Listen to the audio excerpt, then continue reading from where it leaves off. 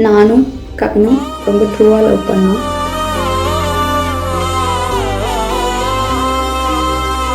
அப்பா வந்துட்டு இந்த மாதிரி லவ் பண்ணுறியான்னு என்கிட்ட கேட்டப்ப இல்லைப்பா நான் லவ் பண்ணல அப்படின்னு சொல்லிட்டேன்.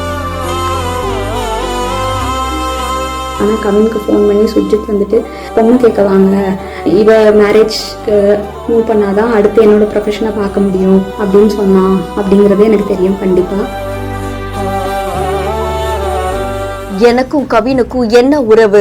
கவினின் காதலி சுபாஷினி வெளியிட்ட முழு வீடியோ. சுமார் 2 நிமிடம் பேசும் வீடியோ வெளியாகி பெரும் பரபரப்பை ஏற்படுத்தி இருக்கு. கொஞ்சம் செட்டில் ஆக டைம் தேவைப்பட்டுச்சு. May 30 அப்போ வந்துட்டு சுஜித்தும் கவினும் பேசிக்கிட்டாங்க. அப்போ அந்த டைமுக்குள்ள வந்துட்டு அப்பா கிட்ட சுஜித் சொல்லிட்டான். அப்பா வந்துட்டு இந்த மாதிரி லவ் பண்ணுறியான்னு என்கிட்ட கேட்டப்ப இல்லைப்பா நான் லவ் பண்ணல அப்படின்னு சொல்லிட்டேன். ஏன்னா கவின் என்கிட்ட டைம் கேட்டிருந்தான், இன்னொரு 6 months கழிச்சு சொல்லு ப்ளீஸ் அப்படின்னு சொல்லியிருந்தான். அதனால வந்துட்டு நான் வந்துட்டு அப்பா கிட்ட அன்னைக்கு சொல்லலை.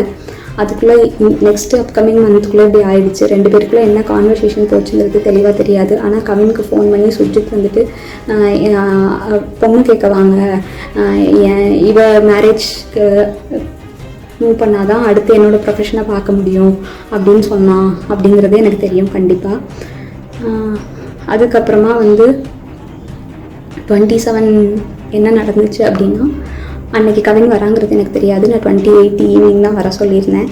அவங்க தாத்தாக்கு தலையில் சூச்சர்ஸ் இருந்ததுனால நான் வந்துட்டு ரூம் பார்த்துட்டு அட்மிட் பண்ணணும்னு யோசிச்சிருந்தேன்.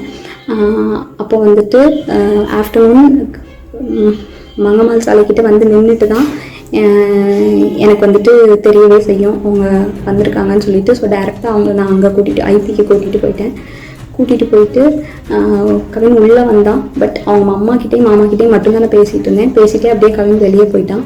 அங்கேருந்து கிளம்புறப்பந்தான் அவங்க அம்மாவும் கிளம்புறப்பந்தான் கவின் எங்கே அப்படிங்கிறதே நாங்கள் யோசித்தோம்.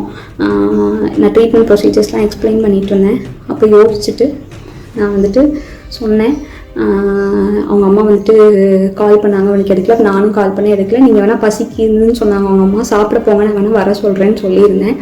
அதுக்குள்ளே இப்படி ஆயிடுச்சு. ஸோ வந்துட்டு இது தேவையில்லாமல் நிறையா இஷ்டத்துக்கு யாரும் வதந்தியை கிளப்ப வேண்டாம். உங்களுக்கு தோணுது எல்லாத்தையும் பேசாதீங்க. எங்கள் அப்பா அம்மாவுக்கு இதில் எந்த சம்மந்தமுமே கிடையாது, அவங்களுக்கு தெரியாது. இதை இதோட விட்டுருங்க அவ்வளோதான்.